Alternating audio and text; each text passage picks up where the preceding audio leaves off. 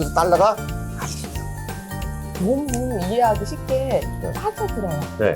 쉽게 잘 설명해 주전율 주시니까. 주셨으니까 돈을 안 줬으면 이런 얘기 할 이유가 없잖아. 그러네. 그러니까 돈을 벌어야 돼, 안 벌어야 돼? 벌어야죠. 우리가 금융에 잘 알아야 돼, 몰라야 돼? 알아야 되는 거예요.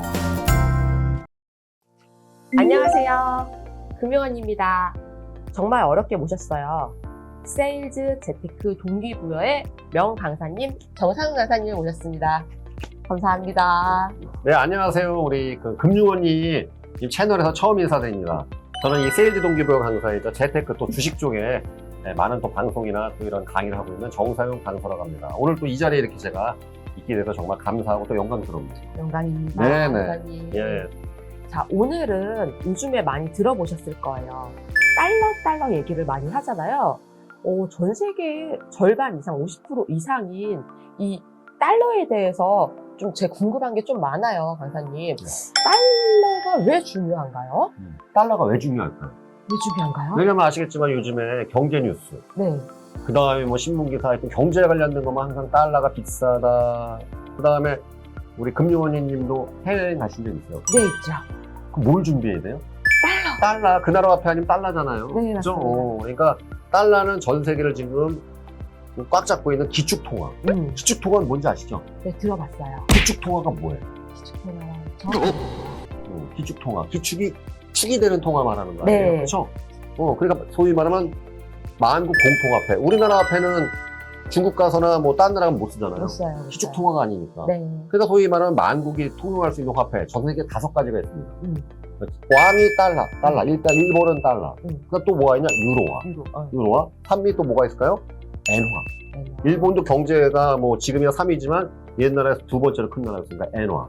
그러니까 네 번째가 뭐였냐면 영국 파운드화.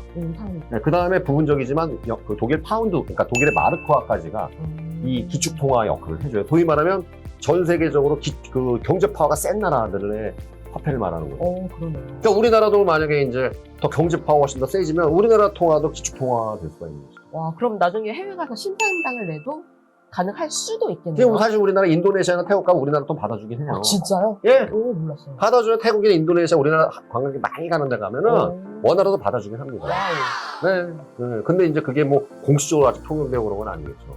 네. 근데 이제 기축통화 중에서 넘버원이 달러인데, 그런데 이제 중요한 건 뭐냐, 우리 실생활에서도 달러에 대해서 잘 모르면 신문 기사를 봐도 이해가 잘 안 돼요. 맞아요. 그렇죠. 그 이해가 잘 안 나는데, 아시겠지만 지금 달러 비싸갖고 3, 4년 전에 달러 사신 분들은 지금 20%, 30% 초과 수익 내고 있는데, 아니 신문 기사도 이해 못하는 분들이 달러 투자는 또 어떻게 해요? 맞아요. 그 돈을 놓치는 거죠. 오늘 그 문제를 조금 해결해 주세요. 예, 그러니까요. 그래서 이런 부분에 대해서 또 우리 금융원님께서 기가 막히게 딱 주제 선정하셔갖고 저를 또 이렇게 저를 불러주셔갖고 굉장히 또 높은 강서를 저한테 지불해 주셨어요. 이분이 떼돈 버는 언니 가서 가난한 언니면 이런 방송 할 리가 없잖아요. 맞아요. 돈 잘 벌고 계시죠? 네네네네. 네. 그러면 이제 달러가 또 왜 중요하냐면은 그냥 이렇게 얘기하시면 되죠. 우리나라가 우리 금융원님 생각하시기에 우리나라 뭐 가지고 먹고 살아요? 저희 나라요? 우리나라 맨날 경제 무슨 뭐 관련된 거 우리나라는 이걸 통해서 먹고 산다. 수출. 네. 그죠? 그럼 우리나라 왜 수출을 먹고 살아요?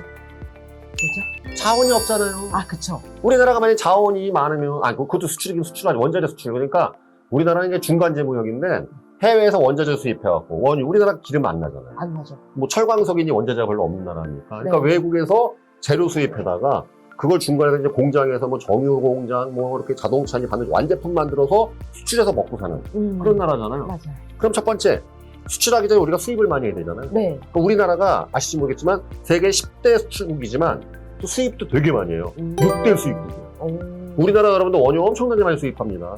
철광석도 물론 수입 많이 해요. 우리나라가 전 세계 거의 탑3 안에 들어가는 제철소 갖고 있는 포항제철, 포스코. 네. 그 철 어디서 나오겠어요? 수입하잖아요. 자동차 뽑으려면 강판 어디 가서 포스코 강판 쓰는데 그 강판 철 어디가? 없으니까 호주 철광석 네. 또 맨날 수입하잖아요. 그럼 수입하는데 원화로 수입할 수 있어요? 아니죠. 달러로. 그쵸. 세계 만능 화폐. 그 달러가 중요하잖아요. 그러니까 우리나라는 달러가 없으면 달러가 고갈되면 한 달 만에 나라가 망해요. 대표적인 게 원유입니다. 여러분들 우리나라 기름 한 방울 안 나는데 우리나라 인구 대비해서 차가 굉장히 많은 나라예요. 왜? 우리가 현대차, 기아차 이런 세계를 대표하는 자동차 회사가 있으니까 우리나라 사람들이 차가 생각보다 좀 많아요. 그리고 우리나라 사람들 외제차 좀 좋아해. 엄청 좋아하죠. 널린 게 차 아니에요. 맞아요. 그러니까 그 차는 뭘로 가냐? 기름 아니고 전기차 있으면 기름 아닙니까? 그러니까 우리나라는 기름 만약에 원유 수입이 한 달만 마비돼도 아마 경제가 큰 문제 날 겁니다. 멈추겠네요. 거의. 그래서 98년도에 IMF 기억나세요? 네. 몇 살이셨어요? 저 그때 중학생.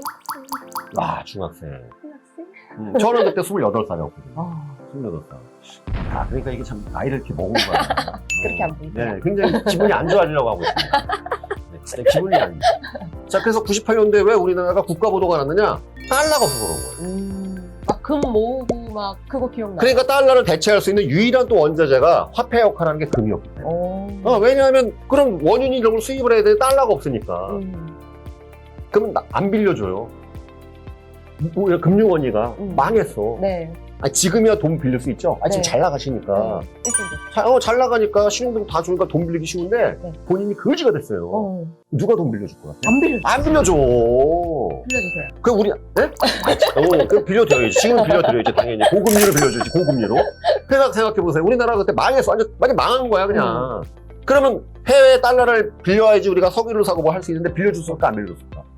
해외가 안 빌려주니까 우리나라 자산을 싸게 풀어쳐갖고 얘들이 사면서 달러가 들어온 거예요. 그게 금이에요. 그래서 그때 그 당시에 그래서 여러분들 그 론스타님은 이런 해외 투기 자본들이 들어와서 우리나라 자산 헐값으로 다 사들인 거야. 그래서 지금도 뭐 사건 터지고 론스타님은 다 그때 시작된 거예요. 우리나라 인류 기업들 뭐 대우그룹이니 이런 기업들 다 자빠지고 막 난리가 나고 막 맞아요. 우리나라 자산들이 싸게 헐값에 매각되고 그래서 이제 애들이 달러가 들어오고 그 달러가 부족하니까 국내 사람들이 막 금모으게 이렇게 난리 버거지가 난 거예요. 맞아요.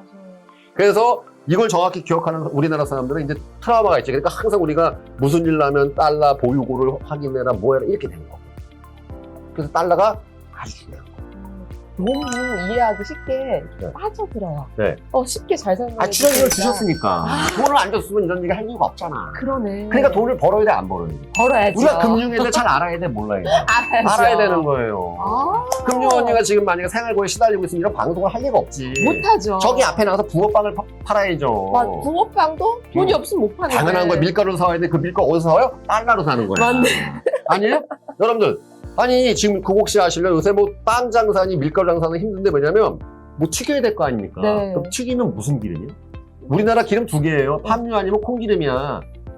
우리나라 사람들 쓰는 거 있죠? 식용유? 네. 그 일반 튀김집에서 쓰는 거 팜유라 그래서 저 인도네시아 야자 그거 짠 팜유 아니면 라면도 팜유입니다.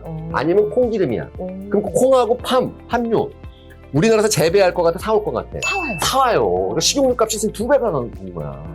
전쟁이랑도 관계가 있긴 당연하죠. 맞습니다. 정답이세요. 지금 러시아가 지금 우크라이나 전쟁 나니까 우크라 거기가 세계 그 밀이나 이런 거 수출하는 30%를 하는 곡창지대거든. 그래서 계속 가격이 러시아가 그래서 거길 또 침범한 거예요. 그거 뺏으려고.